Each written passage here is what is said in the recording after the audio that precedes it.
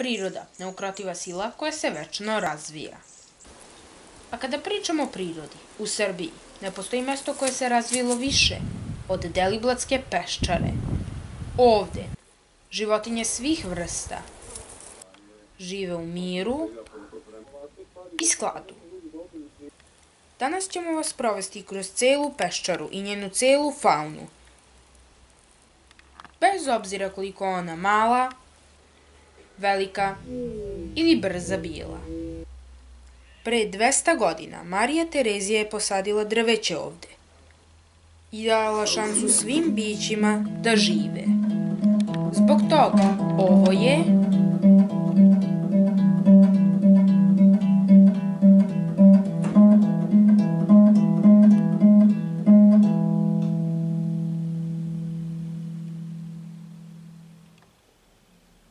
Deliblatska peščara, mesto mirne atmosfere.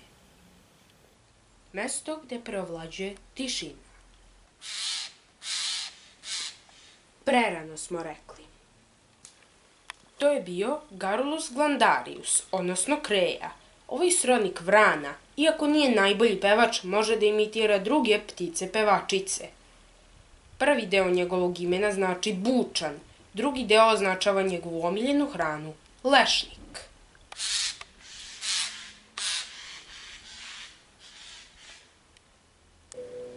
Ipak, kreja nikad neće uspeti da oponaša relaksirajuće zvuke zrikavca.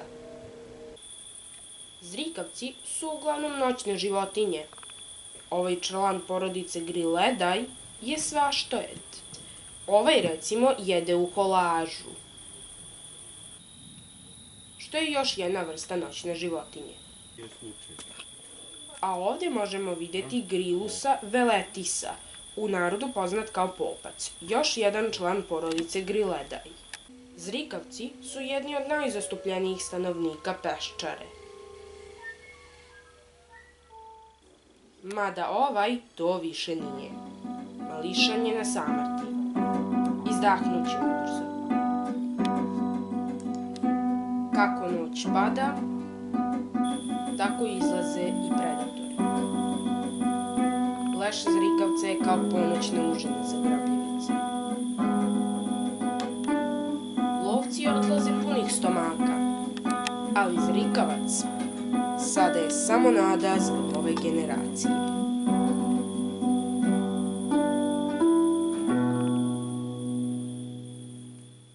Sunce izlazi, a svetlo najzad pokazuje pravo lice našeg predatora. To je Campanodus pennsylvanicus, crni mrav stolar. Činjenica da su jedna od najvećih vrsta mrava na svetu donosi im razne prednosti. Ime stolari dobili su zato što grade svoja gnezda u trulom drveću. Ova vrsta mrava je polimorfična, to znači da su radnici različitih veličina. Takođe, ovde vidimo i drozda pevača, Turdusa philomelosa. Kao što i samo ime kaže, ova ptica je nadaren pevač.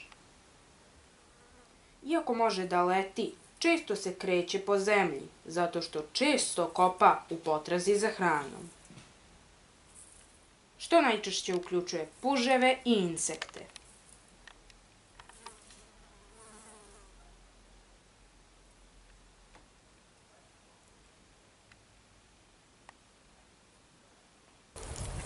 Ali ovo ovde nije drozd, ovo stvorenje je krupno i brzo.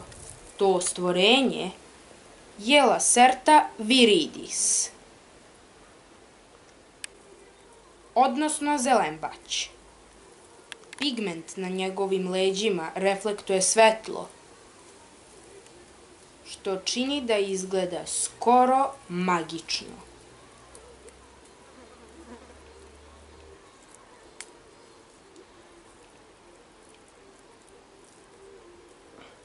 Međutim, zeleni pigment na njegovim leđima takođe mu često pomaže u kamuflaži.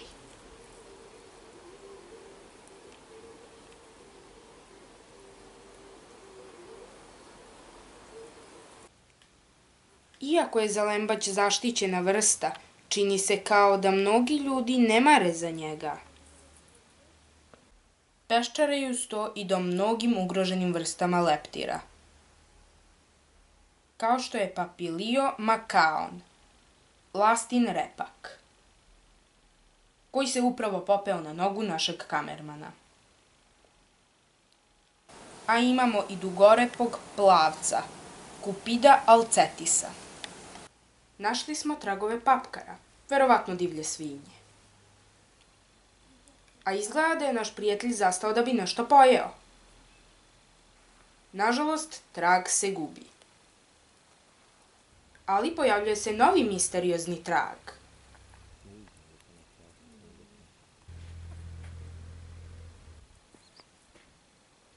To je ranjena pčela. Gomila zemlje možda izgleda kao najdosadniji prizor u celoj peščari, ali ispod nje pauk je ispleo svoju mrežu. Ovaj mali grabljivac čeka nesrećnika koji će upasti u njegovu klopku. Spazio je metu i kreće. Iako nije uhvatio plen, vraća se u svoje gnezdo gde čeka sledeću žrtvu. Ovo je Coryzus hyoscyamus, cimet stenica. Mnogi je ne razlikuju od vatrene stenice, međutim ključna razlika je u šari na leđima. Pored toga, cimet stenice se hrane biljnim sokom, dok su vatrene stenice svaštojedi. Čak i mladunac je odlučio da se pokaže. Najlepši prizor u celoj peščari, gnezda ptica pčelarica. Ipak, ptica pčelarica sada ovde nema. Napuštena gnezda ptica pčelarica zauzele su druge ptice, poput senica.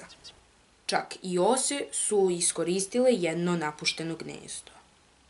Odjednom, iz nekog razloga, svi beže. Ali od čega? Naravno, od kralja peščare, Orao krstaš, Aquila helijaka. Zajedno sa svojom kraljicom traži hranu. Bez obzira koliko ljudi zaposeli peščaru, ova bića uvek će biti pravi vladari Terezine pustinje.